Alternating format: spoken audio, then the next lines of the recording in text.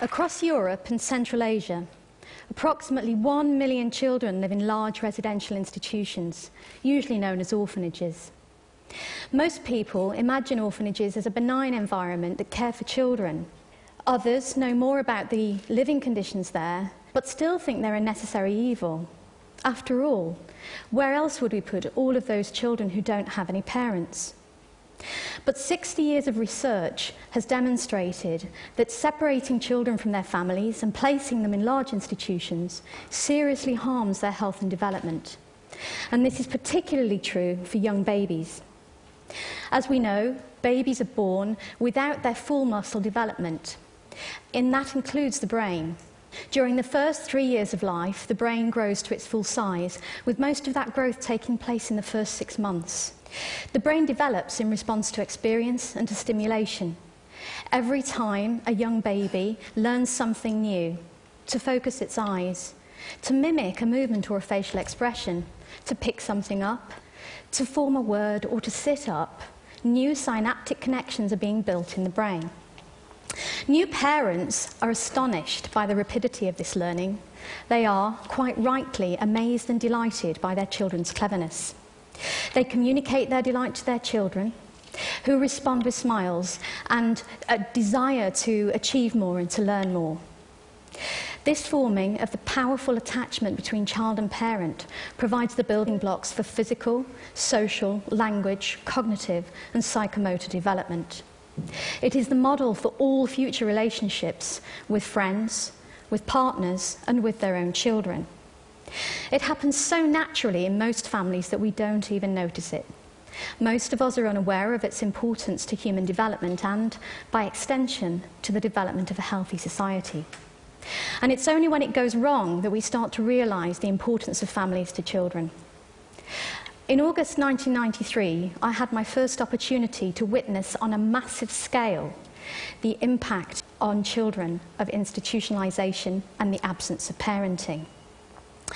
Those of us who remember the newspaper reports that came out of Romania after the 1989 revolution will recall the horrors of the conditions in some of those institutions. I was asked to help the director of a large institution to help prevent the separation of children from their families. Housing 550 babies, this was Ceausescu's show orphanage, and so I'd been told the conditions were much better.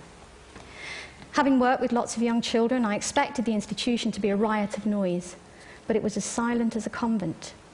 It was hard to believe there were any children there at all, yet the director showed me into room after room, each containing row upon row of cots, in each of which lay a child staring into space.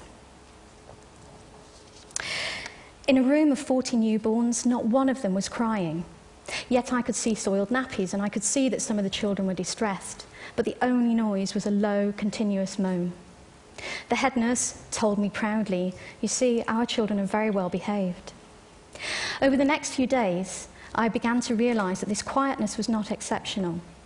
The newly admitted babies would cry for the first few hours, but their demands were not met, and so eventually they learned not to bother. Within a few days, they were listless, lethargic, and staring into space, like all the others.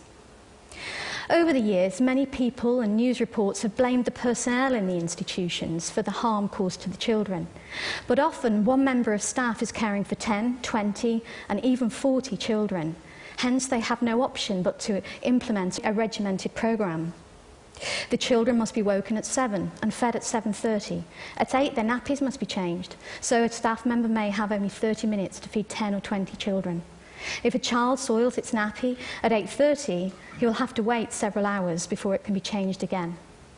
The child's daily contact with another human being is reduced to a few hurried minutes of feeding and changing, and otherwise their only stimulation is the ceiling, the walls, or the bars of their cots. Since my first visit to Ceausescu's institution, I've seen hundreds of such places across 18 countries, from the Czech Republic to Sudan. Across all of these diverse lands and cultures, the institutions and the child's journey through them is depressingly similar. Lack of stimulation often leads to self-stimulating behaviours like hand flapping, rocking back and forth, or aggression. And in some institutions, psychiatric drugs are used to control the behaviour of these children, whilst in others, children are tied up to prevent them from harming themselves or others. These children are quickly labelled as having disabilities and transferred to another institution for children with disabilities. Most of these children will never leave the institution again. For those without disabilities, at age 3, they're transferred to another institution, and at age 7 to yet another. Segregated according to age and gender, they are arbitrarily separated from their siblings, often without even a chance to say goodbye. There's rarely enough to eat. They are often hungry. The older children bully the little ones. They learn to survive, they learn to defend themselves, or they go under. When they leave the institution, they find it really difficult to cope and to integrate into society. In Moldova, young women raised in institutions are 10 times more likely to be trafficked than their peers. And a Russian study found that 2 years after leaving institutions, young adults, 20% of them had a criminal record, 14% were involved in prostitution, and 10% had taken their own lives. But why are there so many orphans in Europe when there hasn't been a great deal of war or disaster in recent years? In fact, more than 95% of these children have living parents. And societies tend to blame these parents for abandoning these children. But research shows that most parents want their children, and that the primary drivers behind institutionalization are poverty, disability, and ethnicity. Many countries have not developed inclusive schools, and so even children with a very mild disability are sent away to a residential special school aged 6 or 7. The institution may be hundreds of miles away from the family home. If the family's poor, they find it difficult to visit, and gradually the relationship breaks down. Behind each of the million children in institutions, there is usually a story of parents who are desperate and feel they've run out of options. Like Natalia in Moldova, who only had enough money to feed her baby and so had to send her older son to the institution. Or Desi in Bulgaria, who looked after her 4 children at home until her husband died. But then she had to go out to work full time, and with no support, felt she had no option but to place her child with disabilities in an institution. Or the countless young girls too terrified to tell their parents they're pregnant, who leave their babies in hospital. Or the new parents, the young couple who have just found out that their firstborn child has a disability, and instead of being provided with positive messages about their child's potential, are told by the doctors, forget her, leave her in the institution, go home and make a healthy one. This state of affairs is neither necessary nor is it inevitable. Every child has the right to a family, deserves and needs a family. And children are amazingly resilient.